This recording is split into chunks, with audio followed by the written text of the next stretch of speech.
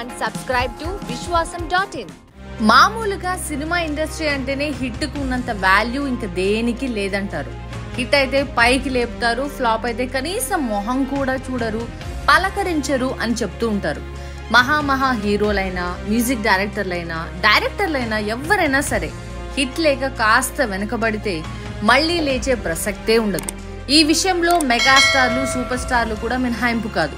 అలాంటిది హిట్ ఫ్లాప్లతో సంబంధం లేకుండా ఒకే రకంగా ఉండే హీరోని ఎవరైనా చూసారా అంటే తెలుగు కాదు, సౌత్ ఇండియానే కాదు, ఆల్ ఓవర్ ఇండియా అందరూ చెప్పే మాట ప్రభాస్.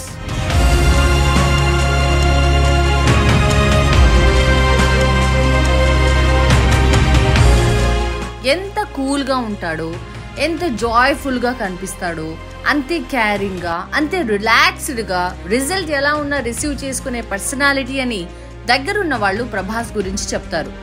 సాహో టైంలో డైరెక్టర్ సుజీత్ ఒక మాట చెప్పాడు. ఎక్కడో షార్ట్ ఫిలిమ్స్ చేసుకునేవాడిని, రన్ రాజా రన్ హిట్ అవ్వక ముందే ప్రభాస్ ఛాన్స్ ఇచ్చేశాడు, సాహో రెడీ చేసుకోమన్నాడు. బాహుబలితో ప్రభాస్ ఇమేజ్ పెరిగిపోయేసరికి సినిమా ఎలా చేయాలి అనుకున్నానన్నాడు. సాహో పాన్ ఇండియా మూవీ కాబట్టి స్టార్ కాస్ట్ యాడ్ చేసుకుంటూ పోయేసరికి ఎక్కడో మొదలై ఇంకెక్కడో తేలింది. అయితే రిలీజ్ అయిన తర్వాత రిజల్ట్ చూసి ప్రెషర్ ఫీల్ అయ్యాడు సుజీత్.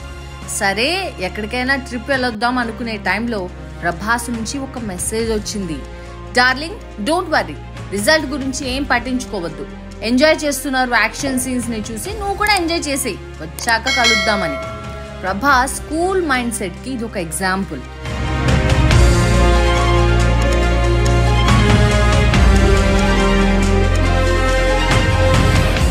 ఆ తర్వాత రాధేశ్యామ్ వచ్చింది. యువి క్రియేషన్స్ లో, అంటే తన సొంత నిర్మాణ సంస్థ దాదాపు. ఇది కూడా అంతే, భారీగా తీశారు, ఏదేదో అనుకున్నారు, టైటానిక్ రేంజ్ లో ఊహించేసుకున్నారు, రిజల్ట్ మాత్రం తేడా కొట్టింది. ఈ సినిమాకి ప్రభాస్ సిస్టర్స్ కూడా ప్రొడక్షన్ లో పార్టిసిపేట్ చేశారు. అప్పుడు కూడా మనం సినిమాను మాత్రమే తీయగలం డార్లింగ్, రిజల్ట్ ను కాదు అని చాలా ఈజీగా రిజల్ట్ ను రిసీవ్ చేసుకున్నాడని చెప్తారు పక్కనుండే వాళ్ళు. సేమ్ విత్ ఓం రావుత్. ఓం దొరికితే కొడదామని ఫ్యాన్స్ ఎదురు చూస్తుంటారేమో కానీ ప్రభాస్ మాత్రం నెక్స్ట్ ఏంటి, కల్కి ఎంతవరకు వచ్చిందని చూసుకుంటూ పోయే రకం. ఇప్పుడే కాదు, బాహుబలి వచ్చాక పాన్ ఇండియా స్టార్ అయ్యాడని మాట్లాడుతున్నారు కానీ అంతకు ముందు నుంచి కూడా ప్రభాస్ ఉన్న పని చేసుకోవడం, 40 నుంచి 50 వెరైటీలతో చుట్టూ ఉన్న వారికి భోజనాలు పెట్టించడం, తిన్నారా లేదా అని వాకప్ చేయడం, రిలాక్స్డ్ గా ఉండడం, పెద్ద విషయాలు, సీరియస్ టాపిక్స్ మాట్లాడకపోవడం, కమెంట్ చేయకపోవడం, ఇలాంటివన్నీ ప్రభాస్ దగ్గరుండే క్వాలిటీస్ అని చెప్తారు. అందుకేనేమో డార్లింగ్ ను చూసి ఫ్యాన్స్ పడిపోతున్నారు. ఇంత కాన్ఫిడెంట్ గా ఉండే తమ స్టార్ సలార్ లాంటి సినిమాతో బాక్స్ బద్దలు కొట్టాలని ఫ్యాన్స్ ఆశపడుతున్నారు. అంతా ఓకే గానీ ఇంత కూల్ మైండెడ్ తో ఉండడం, అంటీ ముంటనట్టు ఉండడం ఓకే గానీ సలార్ లాంటి సినిమా కూడా 4-5 రోజుల ముందు ఇంటర్వ్యూస్ వదలకపోవడం లాంటివైతే కొంచెం కష్టమే. మీరేమంటారు? మీ అభిప్రాయాన్ని కామెంట్ లో చెప్పండి మరి.